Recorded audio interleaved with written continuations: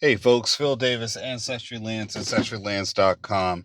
Don't worry, we're going to get rocking and rolling in a second as I try not to get rear-ended as a car comes in too hot. Getting out of the 9 to 5, the W-2 job right now. And things on my mind, things on my brain. One of the things I noticed that the emasculation of men starts at a very young age. My wife, she was sick. I took my youngest son, the youngest, we call him the baby, but he's 2.5. I took him to the library and, for playtime, music, fun, and singing. And, he's playing, he's a boy, and he's playing with other boys or another boy there.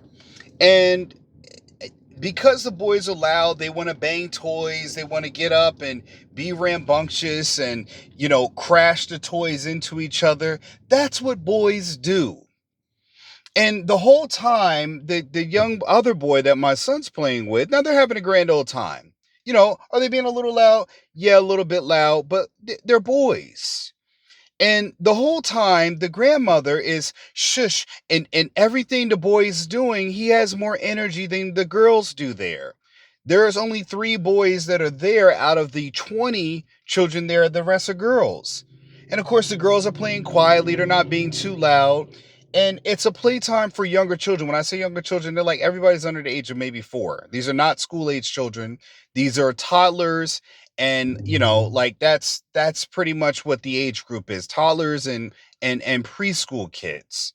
And I'm like, and I had to tell the lady as she's trying to tell my son to shush, not shush that way, but just like, keep it down. And if he has the toys up here, this lady said don't do that, don't do this. And I'm like, well, what is the playtime for if the boys cannot play? And I've had to do that, like, when I had my first son, Philip. It's like the boys are going to tear down, you're going to build up blocks, Lego blocks, and the boys are going to want to tear it down. That's what the boys want to do. They want to destroy, they want to break it, build it, crash it, things like that. That's what they want to do. So what's wrong with the boys wanting to do that? They need an outlet just like anyone else. And the problem is that you're not allowing boys to be boys to get that out. She's like, well, maybe they just, go outside. I'm like, well, why my son ain't got to go outside because you can't control your grandson? I allow my sons to have outlets for their budding masculinity. And that's the problem. I'm like, you don't have a granddaughter, lady. You got a grandson. And instead of trying to subdue the part that is the boy that is going to become a man, you're subduing it, and it's only going to make him more violent. And this starts at a young age, and everything was met with, if you don't act like pretty much like a girl, quiet and calm and this and this, we're gonna go home right now. And I'm just looking at her. Your whole interaction, lady, is a series of threats and punishment for him just being a simple boy and enjoying himself and playing with another boy, which is my son. Come to find out, he's an only child. So he doesn't have a peer to play with like my son. My son is his exact age. My son's just a month older than him. They're relatively the same size, and they both can handle the physicality of each other to the same degree. There's no issue there. When I say the physicality, like, they have the toy trucks and they want to crash it into each other. They want to take it on the top. They want to be king of the mountain. They want to sit there and growl at each other. When I say growl at each other, like, give the warriors roar. Things a father's happy to see his son doing. Things that show the little bits of masculinity. When you see lions and other animals, the cubs, they play, they do hunting techniques. They even do things where they play fight each other. They do things that mirror or mimic the things that they do when they are at their adult form. And it's very raw with emotion. And the whole time I sat and discussed, and I had to talk to my wife about it. It was like, that was the same thing I had to tell her. We had a daughter first, and everything was, don't destroy, don't break that, don't do this. And it's like, okay, well, when the hell is he going to be able to be a boy? When is he going to be allowed to be a male? We can't just say the only time men can be a male is when it's time to go to work, pay the bills, and work overtime, and pay, do this, do that, and everything that we assign for being male. Well, like I said, you don't become a full-fledged man without some growth. You have to be tempered in fire in order to become a full-fledged man. You just don't get that because you got hair on your chest and you're 25 now, or 35, or even 45. Hell, there are grown men that are in their 60s still act like they have too many feminine traits. There's not a bit of masculinity in them. And I say that because, again, we have to stop emasculating boys, because they're not girls. Sit down, be quiet, don't do this, don't yell, don't take that and bang that, don't throw that across the room, don't do this. Boys need an outlet for their destructive tendencies. It's natural to the nature of a man to be destructive, to want to fight, to want to wrestle, to want to be aggressive. They need that in order to develop beyond their aggression, because the aggression is not going to go away. What it's going to do is they're not going to understand how to control it, which is why you see a lot of young men with these out of control emotions, because they have not been taught to temper themselves, to control their emotions. And how do you do that? You do that with someone when you're allowed outlets for your aggression. I don't understand it, man. And I had to tell the grandmother, it's a grandmother now, it's not the mother or the father, but everything is, and I know it's probably worse because we're out in public, the constant beration this boy feels when he's interacting with his grandma. Now, thank God at 2.5 years old, that boy ain't paying that woman no damn bit of mind. He about listening to her about as much as he listened to a tree blow in the wind. He don't give a shit. Not one bit of a care. And thank God. Because again, what she's trying to do is make a girl, make her son, her grandson, into her granddaughter. And you just keep chipping away, chipping away, and chipping away. Well, a lot of men are feeling that now. A lot of males feel that now because they never had a man to say, hey, let him be. Like I told the lady, you got a boy right there, right? You know they're boys. They're going to do that. They're going to yell. They're going to play with the toys. They're going to want to crash them. He does worse when his brother's at home. They want to wrestle. He want to wrestle with me. That's what we do. We roughhouse. I throw him on the couch, throw him across the room. Not, like to hurt him, but it's like I'll throw him on across the room to the couch, someplace safe to land on, so he knows, like, hey, and okay, sometimes he gets a little, he might get a little, when I say hurt, like, it's a little too rough, but that's what happens with play. Even his brother playing with us sometimes, his brother's too right. You got to be a little careful. He done told you again, you being too rough. Second time. It happens with brothers. And again, it's the outlet they need, because that's what happens. You can't get a man who wants to be protective and he's supposed to be solid, survival skills, know how to fight off a bear and an animal and be protective over you and be able to go against another man who's threatening you, but he's never had a chance to be in essence with his violent side. And what'll happen is, if we don't have a way to experience that, it becomes uncontrollable for a man. And that's the thing people are missing. Men need outlets. They had that. They had hunter-gatherers. The boys would be trained. They would be groomed. When I say groomed into the ways of an adulthood, of becoming a man. They would spar. They would wrestle with other kids. They would do things to show test of strengths. Things that they would do so that way they were starting to temper and get into the parts of forging into their manhood.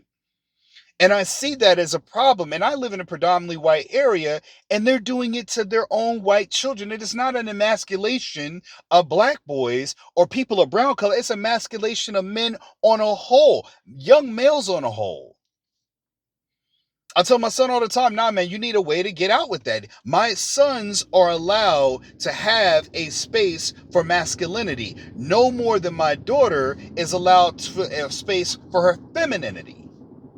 But again, men, young males, have to be allowed a space to grow into a man, a full-fledged man, which means there is no such thing as toxic masculinity. What you have there is that a person has not been able to express their masculinity, so what they have is a toxic environment in which they're emasculated. It's toxic emasculation is what's happening. It is not toxic masculinity, but it is toxic emasculating that's going on. You're taking away the manhood, the part that makes a man, where they can be aggressive, because most men are aggressive. Am I hitting anywhere with this? Boys want to play sports. What do they want to do? They want to fight. They want to wrestle. They want to run around. They want to do this. They want to bang. That's what they want to do. They want to be aggressive. And men who are aggressive tend to learn how to control their emotions when they're allowed to be aggressive, because they're allowed to experience it go up and they're taught to bring it down. They experience it go up and they're taught how to control it. They're taught to recognize when their aggression has gotten too far. And the only way a person knows when their aggression has gotten too far is when they've had those moments to be able to learn to control their emotions. But you can't do that when you're being controlled all the time and you cannot have those emotions. And you know what happened with my son? When I say they're screaming, they're like doing a roar to each other, like a roar, like, ah, as loud as they can to each other, and seeing who can hold the roar the longest. What happened? The grandmother, stop it, stop it, stop it, stop it. They kept doing it. And I'm like, don't tell my son what to do. I'm okay with him roaring. I don't care what the other librarian said. She's not here, and frankly, I don't give a damn. And what ended up happening? They eventually stopped once they got it out.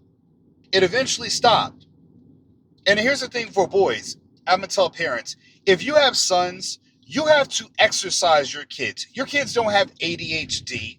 What you have is a kid who is hyper, and they need to exercise. My son used to do the same thing. He could not focus, could not pay attention. Once we took him out to exercise, or we put on a YouTube video, a kid's workout video, or we got him to expend that energy, he could sit down and focus. But he couldn't sit down and focus when he was 2, 3, 4, and 5. Not now, at 9, because he's learned more emotional control. But that energy needed to get out. He could not control his emotions when he was 3, 4, and 5 unless he got that energy out. You got to burn that energy off so they could sit down and focus. All he wanted to do was run, get up, run. You got to get him out and got to get him exercising, so that way their body can calm down, so their mind can start paying attention. And a lot of parents don't want to take and do it because they're lazy as shit to themselves. I had to make my wife do that. Hey, you gotta run them. I used to do that all the time. I used to do relay races. I have videos of that on my Facebook page of the kids when they were younger. I used to take those little like colored sticks and stuff, and make them run across the room when they were younger, go pick up sticks, come back, race, time, and it'll burn that energy out. They only needed about 30 minutes to do it, and now we can sit down and read books. Now we can sit down and do numbers. Now we can sit down and do counting. But you had to burn the energy out first. And when you don't do that, you're sitting there you need to sit down. You need to sit down. You need to sit down. You know why they don't want to sit down? It's because they want to get up and run. You get them up and you run them, and they will sit down afterwards. And people don't understand that. They had a song back in the day, Onyx, Slam, just slam. You listen to the song, Onyx, Onyx, rap group, and they had a song, just let the boys be boys, slam. And it was, hey, go ahead and go break some stuff and be destructive to be a boy, and constructively destructive, meaning that you're going to break stuff, chop wood, stuff like that. So that way you can get that energy out. Just let the boys be boys. And that's what people need to do. You need to let the boys be boys. Let them do what they do. And that's the thing. You can look at nature and see it is not just a human thing. It is a male thing. That is every part of every male species is like that. There's not one docile, non-energetic male species of anything that is not aggressive, wanting to, fight, wrestle, do anything to show that aggression. And when they're allowed to do it, they're allowed to temper it. That's what teaches men emotional control, is when you're allowed to have emotions and you make mistakes and you say, hey, you got to do that better. You got to learn to control your emotions. You can't make that mistake, son. They experience it and they learn from it, but you can't learn anything when everybody tells you no. Because second you get away from them people that say no all the time, you're gonna go buck wild. Now you're a tornado, a Tasmanian devil out there trying to be tempered, and no one can temper you because, again, you've never had anybody there to temper you in the first place. You've only had restrictions. Let the boys be boys. Teach them how to control the aggression by feeling and experiencing it. Phil Davis, Ancestry Lands, ancestrylands.com. I hope this message reached some people, man. I hope this message, some of y'all could feel this. I hope some parents, man, y'all could see how this is going and look at your lives and say, man, am I doing the same thing with my kid? Am I doing the same thing with my son? Am I being too restrictive on my son when it comes time for him to do things, to have an outlet for his aggression, for his emotions, for his everything? Sometimes, hey man, you want to go out there and swing? I used to let my son just go. He used to take a stick. I have videos where I injured myself and I had an Achilles tear and I had an ankle surgery on another one, on my other leg. I used to crutch up and down the street, and all my son wanted to do is take this stick and beat up bushes.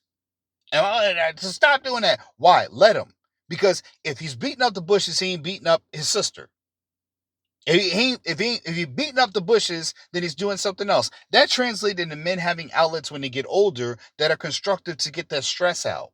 That means they don't come home and take the stress out on their family members because they've learned to have outlets to release their stress. But we keep trying to put female templates and emotionality over men, and we have completely different emotions. We have different ranges. We all have the same emotions in the spectrum. We can all be angry, can all be sad, but we have different ranges or spectrums in which we operate on that emotional level. For men, our intensity is much different. And you got to have an outlet to be able to understand how you control your intensity.